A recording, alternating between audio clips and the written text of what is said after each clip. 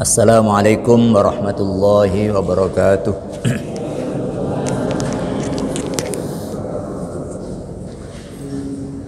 Bismillahirrahmanirrahim.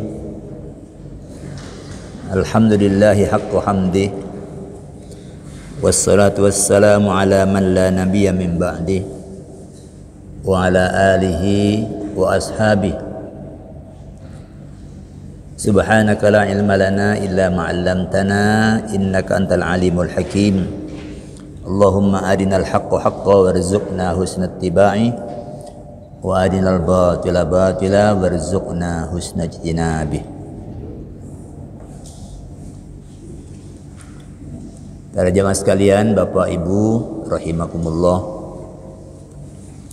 Alhamdulillahirabbil alamin. Kita semua alhamdulillah pagi hari ini kembali dipertemukan oleh Allah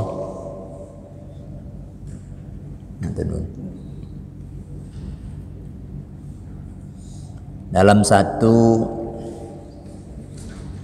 kegiatan berjamaah, yaitu salat subuh, dan kemudian anugerah Allah berupa waktu longgar kita manfaatkan untuk tetap bertahan di rumahnya. Kita niat iktikaf, kemudian kita isi dengan penguatan kembali pemahaman kita tentang sebagian dari syariatnya. Yang pagi hari ini saya masih melanjutkan kajian tentang halal haram untuk tema yang ke-13, yaitu tentang pekerjaan dan usaha atau bekerja dan berusaha.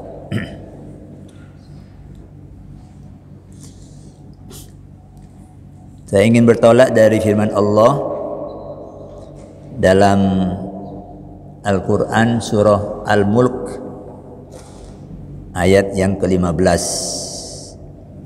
A'udzu billahi minasyaitonir rajim. Huwallazi ja'ala lakumul arda dzalula. Dialah Allah yang telah menjadikan bumi untuk kamu itu mudah. Famshu fi manakibiha. Karena itu berjalanlah kamu di permukaannya. Wa kulu birrizqihi, dan makanlah sebagian dari rezekinya, dari rezeki yang Allah siapkan di bumi.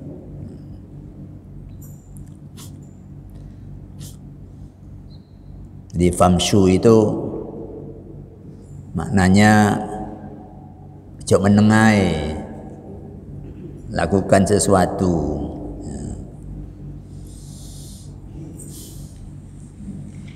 Ayat ini adalah mabda'ul Islam. Ini satu prinsip di dalam Islam. Al-ardu qad hayyaha Allah wa sakhkharaha dalulan lil insan. Allah telah menyediakan bumi dan memudahkannya untuk manusia. Fayambaghi ayyantafi'a bihadhihi ni'mati. Karena itu seharusnya manusia memanfaatkan nikmat ini. Wa yas'a fi jawanibiha, dan hendaklah dia berusaha dalam berbagai seginya. Mubtaghiyan min fadlillah, untuk mendapatkan anugerah Allah. Jadi ini bekerjalah, jangan diam saja.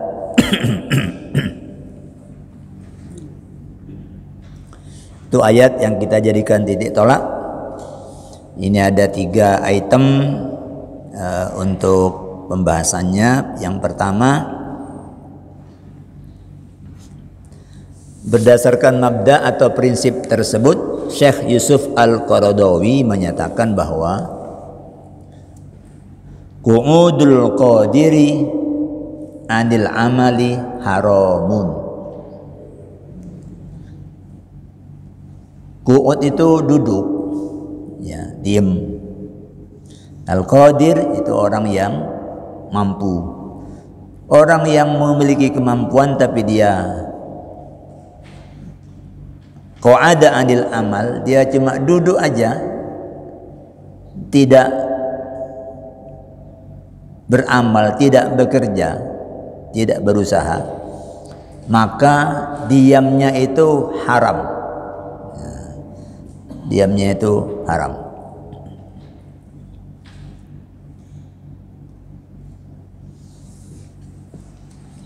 Karena itu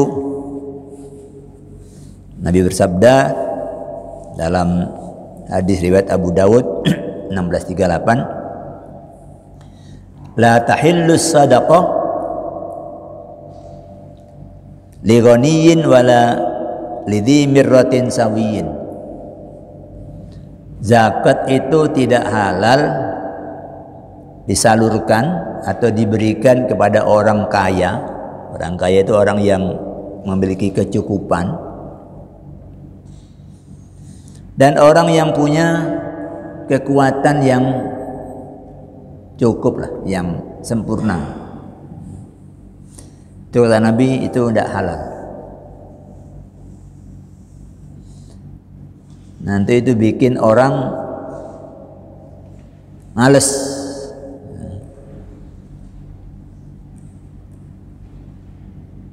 Sementara Islam nyuruh famshu fi manakibiha wa kulu mir rizqihi. Berjalanlah kamu di permukaan bumi dan makanlah rezeki darinya.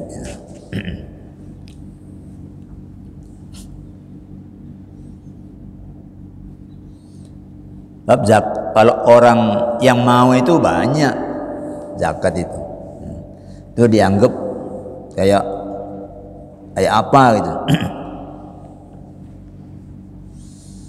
Jadi yang kemudian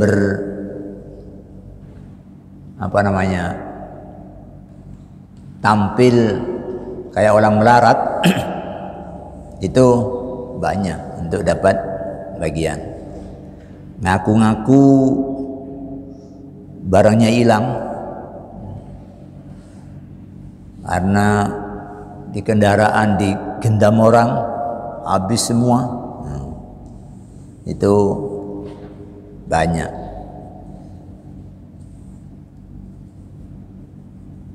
Kalau ditelusuri, oh dia sudah pernah dari sini, keliling terus. Ngaku sebagai orang yang berhak menerima zakat. Ya karena itu tidak halal, yang dia makan itu haram.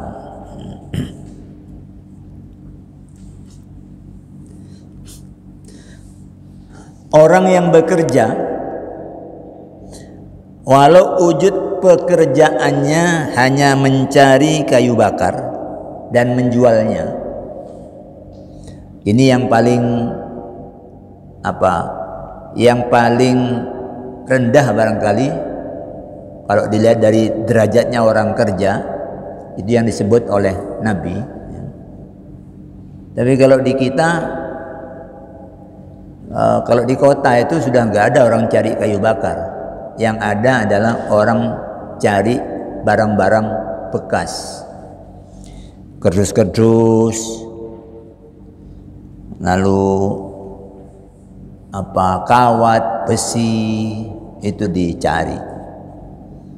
Bahkan kalau ada bangunan yang baru diruntuhkan, itu bekas-bekas beton yang masih ada, wah itu dihancurkan, diambil besinya.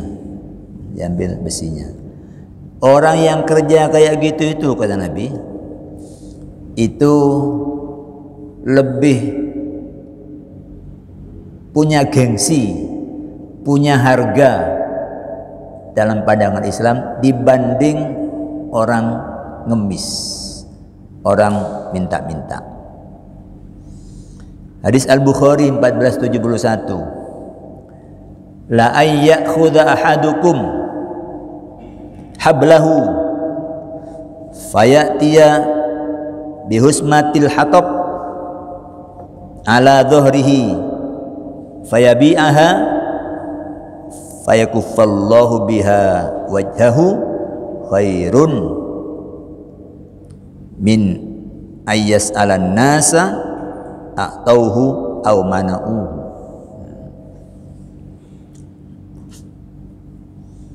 Seseorang dari kalian yang mengambil talinya,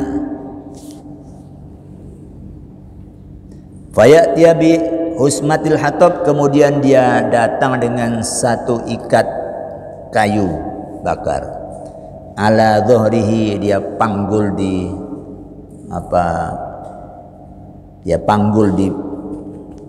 punggungnya, fayabi'aha, lalu dia jual kayu bakar itu, fayakuffallahu biha wajhahu, lalu dengan itu, dengan dia bekerja seperti itu Allah jaga kehormatannya. Itu khairul lahu, itu lebih baik bagi dia, min ayyas alan nasa, daripada dia minta kepada manusia, a'tauhu au mana'uhu, baik mereka yang diminta itu ngasih sama dia atau tidak ngasih. Kalau tidak dikasih, malah ini kan gagal. Dikasih itu masih di bawah orang yang tadi jual kayu bakar. Derajatnya di sisi Allah itu bagus. Bahkan Nabi menggolongkan itu sebagai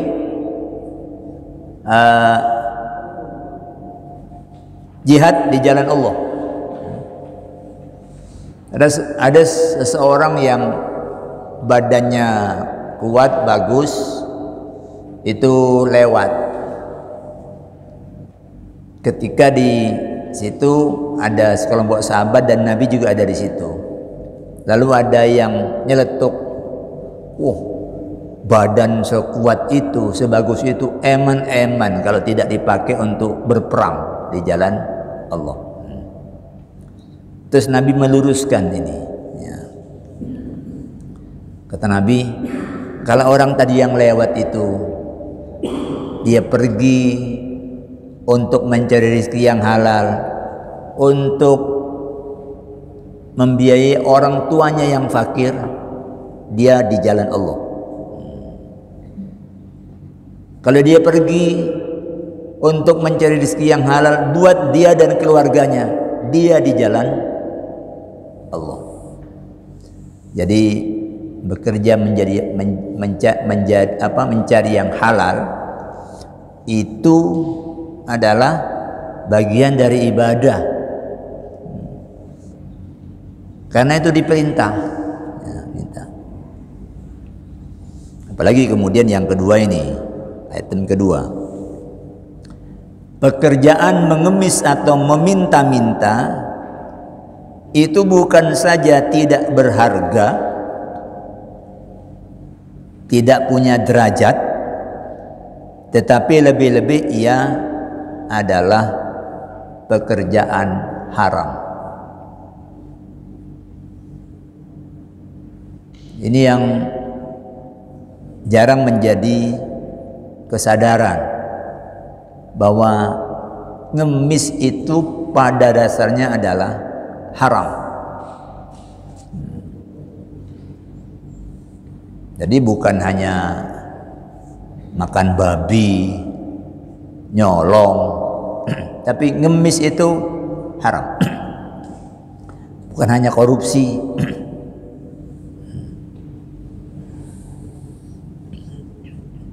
Ia baru halal ngemis itu hanya kalau dilakukan sebagai jalan darurat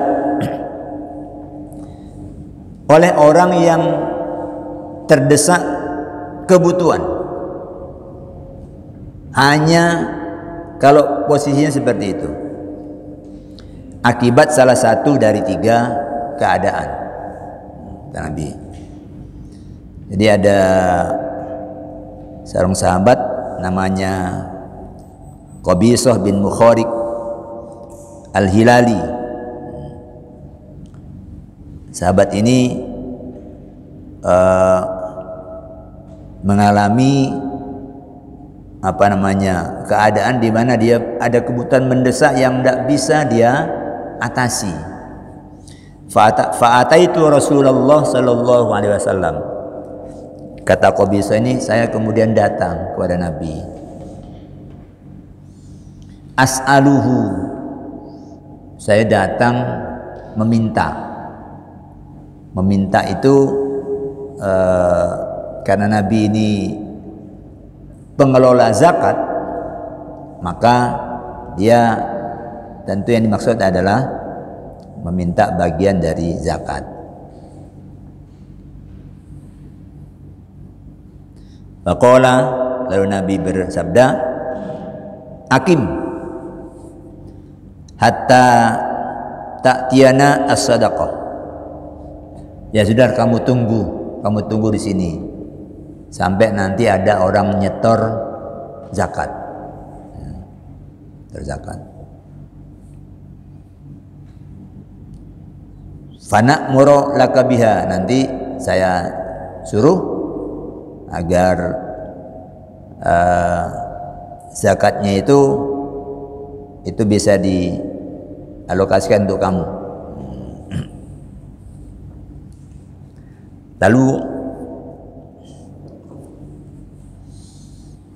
Nabi bersabda, ya Qabisah, wahai Qabisah, innal mas'alata la tahillu illa li ahadi salasatin. Sesungguhnya minta-minta itu tidak halal kecuali karena sebab salah satu di antara 3. Rajulun tahammala hamalatan fahallat lahul mas'alah hatta yusibaha. Orang yang tertindih beban berat yang tidak bisa dia lepas dari beban itu dengan kemampuannya sendiri. Fahallat lahul mas'alatu, maka halal baginya meminta-minta. Hatta yusibaha, sampai dia bisa lepas dari beban berat itu. Tsumma yumsiku, setelah itu yumsik, tahan, jangan dilanjutkan. Sudah selesai, sudah. Hanya kondisi darurat itu orang boleh meminta-minta. Jadi kadang begini dialami,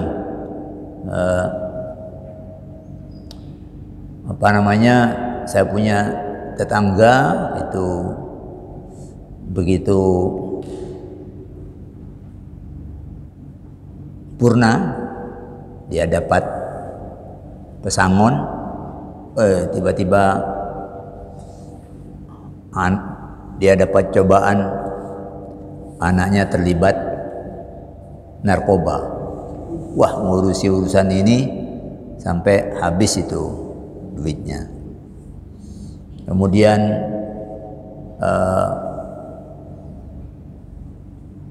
suaminya wafatnya di Jakarta. Ya sudah COVID ini, kena COVID di Jakarta, dipulangkan ke Sidoarjo, harus bayar ini tapi akhirnya kemudian nggak jadi karena kasus seperti itu baru pertama. Orang mengira itu tidak ada biayanya, ternyata ada, ini sudah ditanggung semua. Sudah suaminya sudah tidak ada, kemudian ada anak mantu yang coba berusaha menyewakan kendaraan, tapi beli kendaraannya ngutang. Begitu jalan beberapa hari dibawa lari orang mobilnya ini, tidak pengalamannya, bawa lari orang. Ini bebannya berat, sudah utang ke sana kemari, akhirnya utangnya makin numpuk. Nah, kalau sudah begitu itu dia boleh mengungkapkan untuk bisa mendapatkan bantuan, ya. Dan memang zakat itu bisa untuk orang yang tertindih hutang, yang dia susah untuk bisa menyelesaikannya. Boleh. Kemudian yang kedua kata Nabi, wa rajulun asabathu jaihatun ijtahat malahu. Ada orang yang ditimpa musibah yang membinasakan hartanya. Boleh jadi rumahnya terbakar,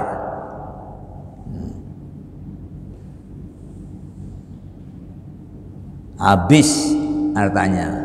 Nah, dalam keadaan seperti itu boleh dia mengajukan permintaan. Kalau ngemis zaman sekarang itu kan tidak harus sakolasi itu. Ngemis zaman sekarang itu sudah ada yang pakai proposal. Kalau yang lebih sederhana lagi itu pakai kwitansi. Kwitansi. Ada yang memang begitu, itu ada.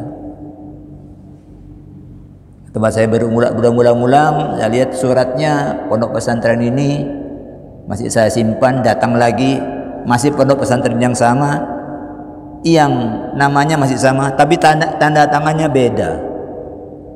Kiainya sama, tanda tangannya beda. Loh, Bu, ini sing namanya kok sama, tanda tangannya kok beda? Jawabannya sudah enak. Enggak Ustaz, saya cuma melaksanakan tugas. Ya. Tapi kawan saya yang dari daerah itu, dia bilang, udah pokoknya dari sini itu jangan, itu semua mata pencaharian.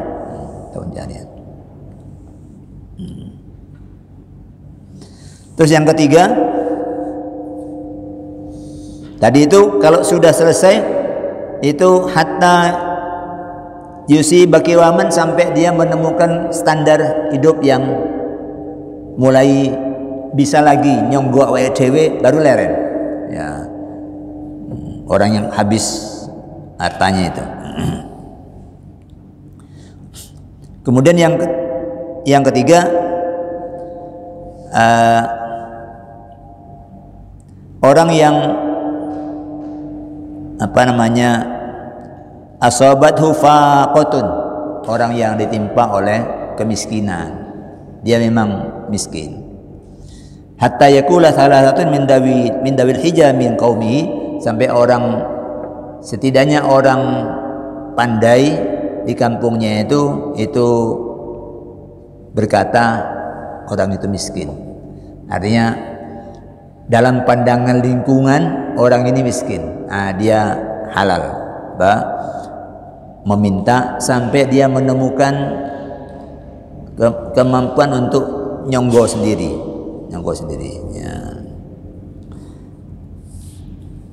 Fama siwahunna, adapun selain yang seperti ini, kata Nabi itu, minal mas'alah, ngemis selain untuk ini, ya, wahai qabisoh, itu adalah suhtan, itu haram. Ya. Ya'kuluha, yang dia dapat itu adalah barang haram yang dia makan. Jadi ngemis ini enggak urusan biasa-biasa ini. Ya. Tapi Bapak-Ibu sekalian, pekerjaan mengemis ini memang pekerjaan yang paling, untuk orang yang sudah tebal mukanya, ya, itu pekerjaan ini pekerjaan paling enak. Kalau panjenengan mau cari di internet, ada seorang namanya Mukhlis. Oh, namanya bagus ini, ikhlas. Mukhlis kan orang yang ikhlas. Tahun 2017 dia ketangkep di Jakarta Selatan. Asalnya dari Sumatera Barat.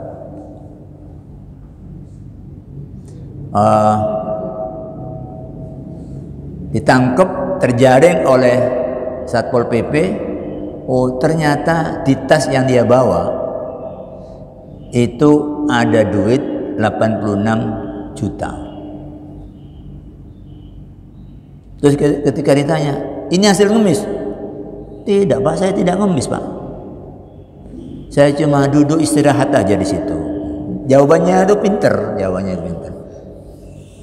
Jadi duduk istirahat, ya ndak omong, tapi penampilan sama ininya membuat orang kasih orang. Itu ditangkap yang kedua. Tapi yang pertama itu masih 40, dipulangkan, balik lagi. Tahun 2019 ketangkep lagi. Duitnya itu sudah 194,5 juta.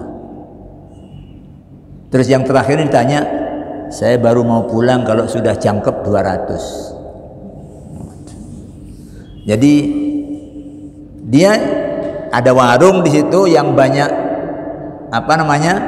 banyak pengunjungnya, ya. Terus dia kata saya cuma nyapu situ, Pak. Setelah capek itu terus saya duduk. Ya mungkin duduk di tempat orang lewat itu, ya.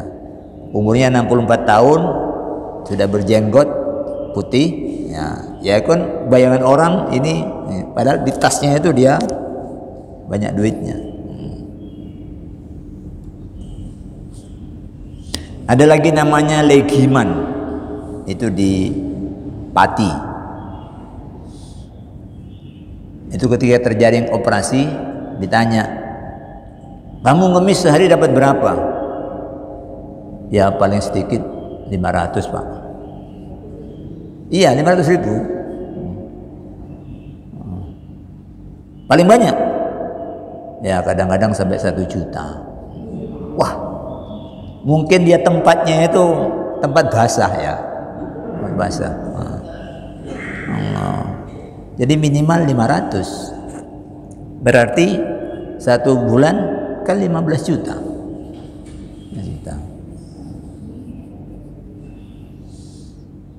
Saya cari di negara lain, internet itu ada di Amerika. Amerika negara maju, ya. Ya memang di mana-mana itu orang bermental miskin atau memang miskin temenanan pasti ada. Cuma kalau negara maju itu orang miskinnya lebih sedikit.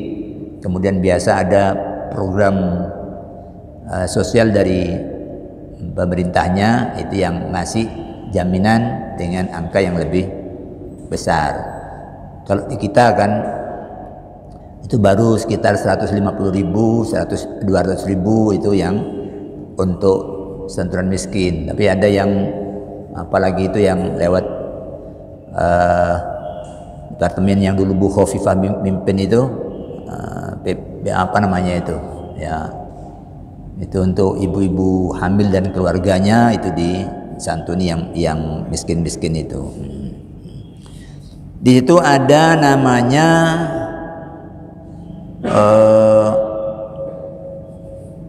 pengemis yang penghasilannya itu 1 tahun itu 40.000 US.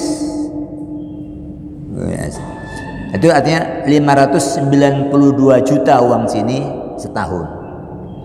Ini kan per tahunnya 40 juta lebih. Hampir 50 juta setiap bulan. Loh, kalau di Indonesia tunjangan profesor itu loh 1.300.000 1 bulan, tunjangan profesor.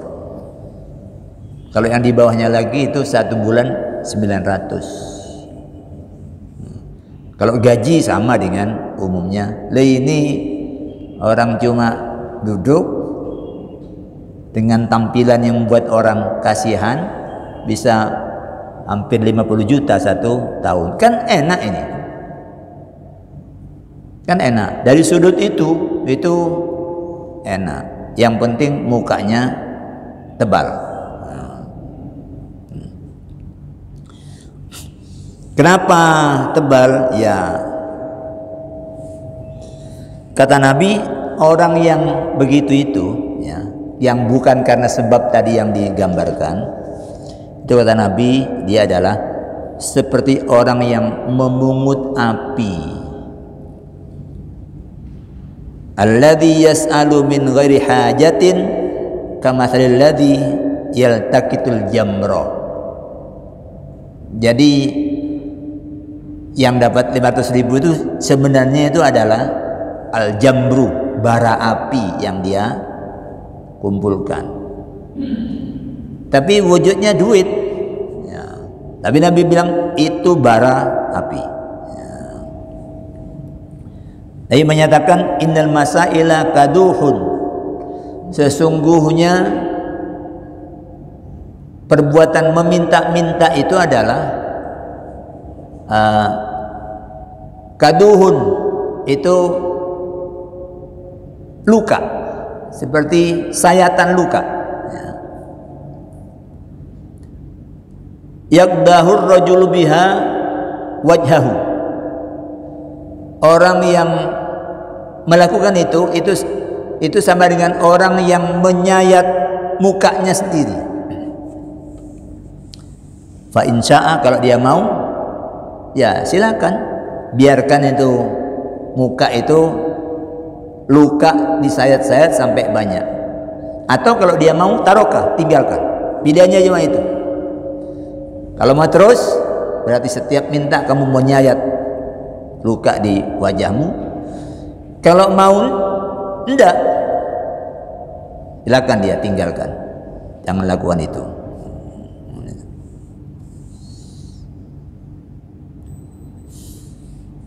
Lalu kata Nabi, la yazalur rajulu yas'alun nasa.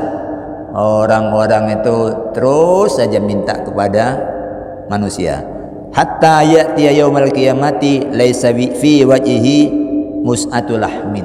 Sampai nanti datang ke akhirat, di wajahnya itu enggak ada daging sama sekali. Wes kayak tengkorak. Itu seperti disayati. Setiap minta dia nyayati wajahnya. Ya. Masalahnya itu kan dunia itu kan memang semua orang senang ya. Tapi Nabi ingatkan itu al-jamru, wujudnya rupiah tapi itu bara api. Jadi anak-anak kita mesti ditanamkan agar kerja ya, kerja. Jangan gengsi yang dikedepankan. Oke. Yang ketiga, tolak ukur mampu bekerja itu bukan cuma fisik. Jadi orang yang mampu bekerja kemudian dia tidak bekerja itu bukan hanya fisik. Oh ya, dia itu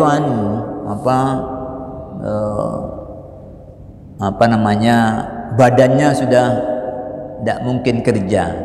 Oh iya, badan itu salah satu alat untuk kerja. Tapi bukan hanya itu, bukan hanya badan orang kerja itu. Tapi meliputi juga potensi diri dan aset.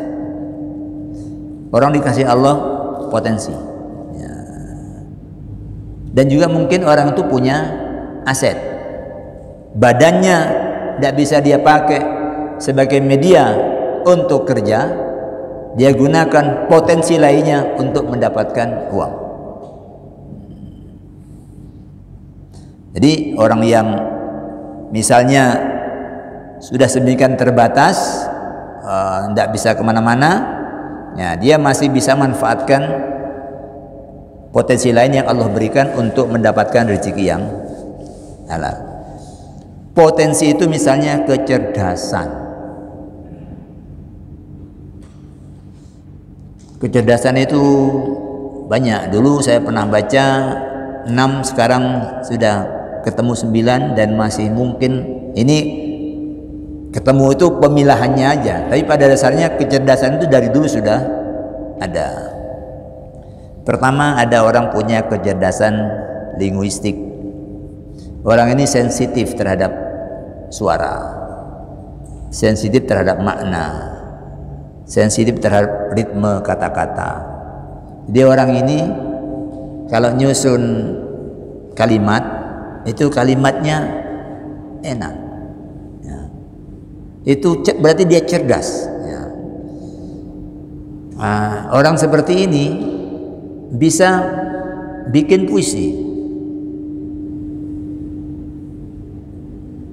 Dia bisa mengoreksi, ini kalimat ini tidak efektif, mestinya pakai kata-kata ini dibuang ini. Oh, menjadi penghalus, kerja sebagai penghalus kata itu mendapatkan uang tanpa dia harus menggunakan fisiknya. Ya. Itu penyunting. Penyunting itu harus punya kecerdasan itu. Ya. Koran-koran itu kalau tidak punya penyunting, ya itu buruk kalimatnya. Karena yang namanya wartawan itu tidak semua wartawan oke. Ya. Ada kecerdasan logika, matematika. Cuma ini yang sering dianggap orang cerdas. Ya. Mampu berpikir secara konseptual, kemudian mampu membedah pola numerik dan pola logika. Itu yang kita kenal cerdas itu seperti itu.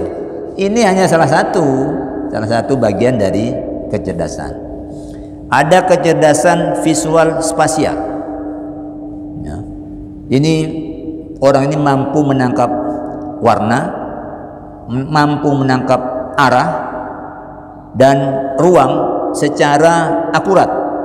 Nanti bisa dia mengubahnya ke dalam bentuk, lalu menjadi dekorasi, menjadi arsitektur, menjadi lukisan,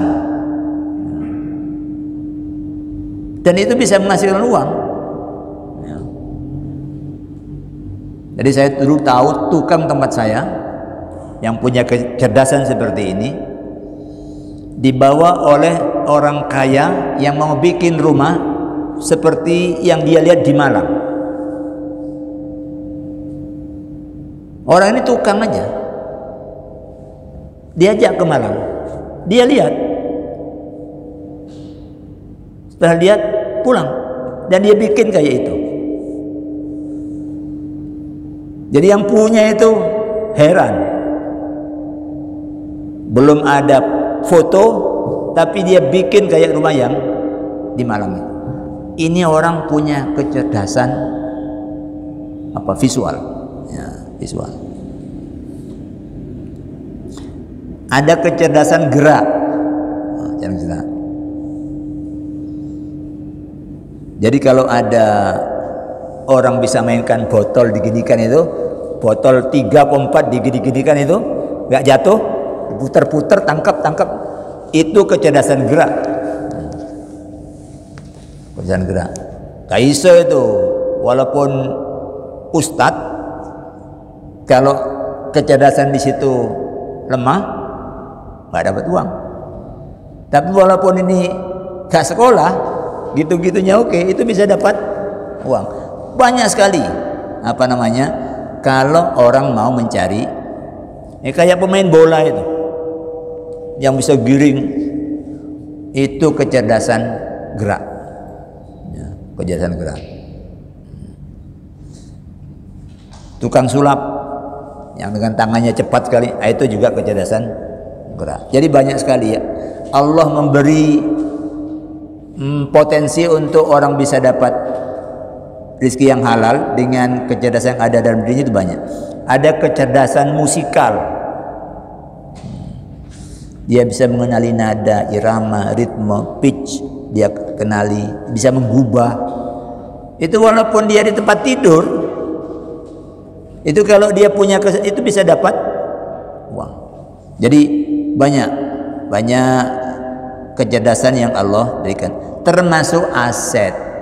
Ya, aset itu misalnya berupa uang atau berupa barang. Orangnya boleh tidak bisa gerak apa-apa, tapi dia bisa bekerja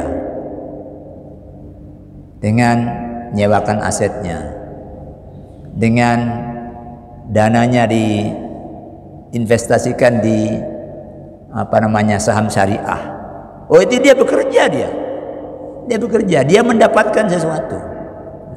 Oh, kalau sekarang tambah memungkinkan, orang bisa bekerja menjadi dropshipper, menjadi reseller. Ya, dia punya gini aja, kaki gak bisa kemana-mana, dia di tempat apa namanya, di kursi roda, dia bisa mainkan itu. Bisa jual kipas angin tanpa harus kulaan kipas angin. Dia bisa jual kerudung tanpa harus kulaan kerudung. Dia tinggal menghubungi produsennya, minta izin saya ikut memasarkan. Nanti itu bisa dapat uang. Artinya orang tidak mampu bekerja itu tidak hanya ukurannya fisik. Nah, kalau dia bisa begitu terus memilih ngemis, ya kena tadi itu. Jadi jangan merendahkan diri seakan-akan anugerah Allah itu hanya harus lewat orang lain. Tapi kalau sudah cacat mental, nah itu baru. Jadi orangnya bodinya cacat, nggak bisa apa-apa, mentalnya juga cacat, diajak omong tidak sambung. Ya, nah, sudah kalau itu ya udah, itu secara sosial, itu dana-dana sosial bisa dipakai untuk nyonggo kebutuhan orang itu. Itulah sebabnya Allah mengancam orang yang punya aset dan membuat asetnya tersimpan, tertimbun, tidak dikaryakan. Ya. Jadi orang walladzina yaknizu dzahaba wal fiddah, orang yang menyimpan emas dan perak, wala yunfiqunha fi sabilillah, dia tidak membelanjakannya di jalan Allah, wabasyirum bi'adzabin alim, karena itu sampaikan berita gembira kepada dia nanti akan disiksa. Punya uang apa namanya, warisan dari orang tuanya banyak, tapi dia simpen, tidak diinvestasikan, itu aja sudah sama dia dengan tidak bekerja. Apa-apa tak pangan sampai turunan ke entek. Bukan soal itu. Danamu itu bisa menggerakkan orang lain, tapi kamu simpan. Simpan. Kayak pengemis tadi itu. Pengemis itu yang banyak duitnya itu, duit-duit kecil ditukar mulai 20-an, 50-an sampai 100. Ini duitnya itu duit yang buntelan dari bank itu yang ada di tasnya sampai 194,5 juta. Itu dibawa ke sana kemari. Padahal itu kalau diinvestasikan, dia bisa berhenti itu dari kerjaan ngemis. Baik Bapak Ibu sekalian, jadi kita bekerja itu ibadah. Hati-hati dengan mengemis. Orang ngemis itu ya sebisa mungkin carikan jalan keluar. Pak, ya apa kalau sampean usaha ini nanti tak biayai? Ben barangkali dia termasuk orang yang ngemis tapi tidak ada hajat, sesungguhnya ndak. Dia sudah punya sapi, sudah punya ini di rumah, tapi dia terus saja ngemis. Ya, saja ngemis. Demikian, mudah-mudahan manfaat. Mari kita tutup dengan hamdalah. Alhamdulillahirabbil alamin. Aqulu qouli hadza wa astaghfirullah li wa lakum. Wassalamualaikum warahmatullahi wabarakatuh.